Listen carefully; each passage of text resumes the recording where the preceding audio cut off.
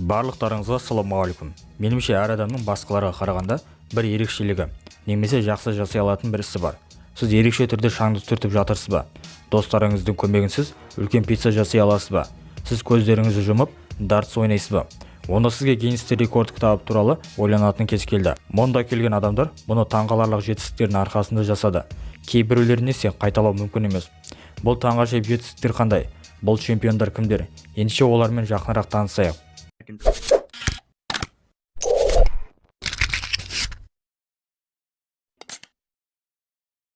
Кевин Фаст. Бұл ең мықты діни қызметкер. 20 жылдан бері түрлі рекорд жасап келеді. Ауыр тастарды, адамдарды көтеріп, пойызды, жүк машинасын, кемені тартқан. Осылардың ішіндегі ерекшесі салмағы 188,183 тонна келетін самолетті өз күшімен 8,5 метрге тартқан.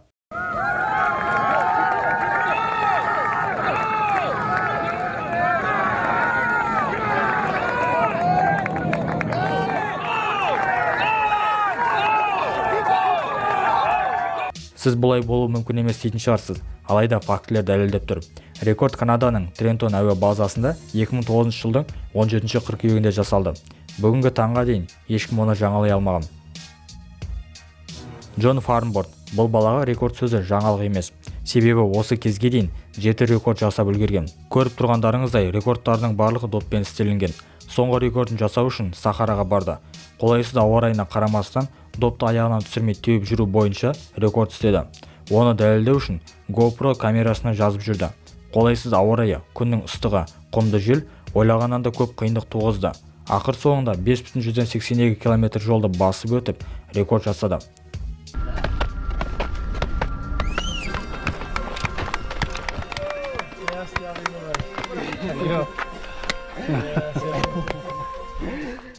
Глен Шнайдер.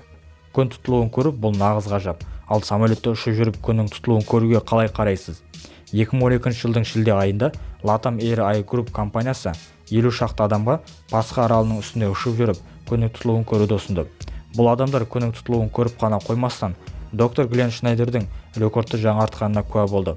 Ол заңды түрде ең көп күн тұтылуын көрген адам болып есептеледі. Оның есебінде 35 күн тұтылуы бар. Джек Кай. Көпшілігіміз кубик Рубикті көзі жұму былай тұрсын, ашып та жинай алмаймыз. Ал австриялық Джек Кай көзін жұмып тұрып жинай алады. Бәрі 14 жасында басталды. Достары YouTube'дан көріп, кубик Рубикті жинауды үйренуді ұсынды. Джек Кай үйреніп қана қоймастан ең мықты жинаушы болды. Оған көзін байлап ең қысқа уақыттың ішінде кубик Рубикті жинаған рекорд тиісті. Иә, сіз қате естімедіңіз. Ол кубик Рубикті 16,122 секундта жинады.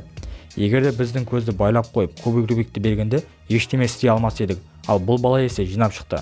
Жетістікке жету үшін көп дайындалғаны көрініп тұр. 10 жыл алдын көзді жұмып жасалынған рекордтың уақыты 1 минутқа жақын еді.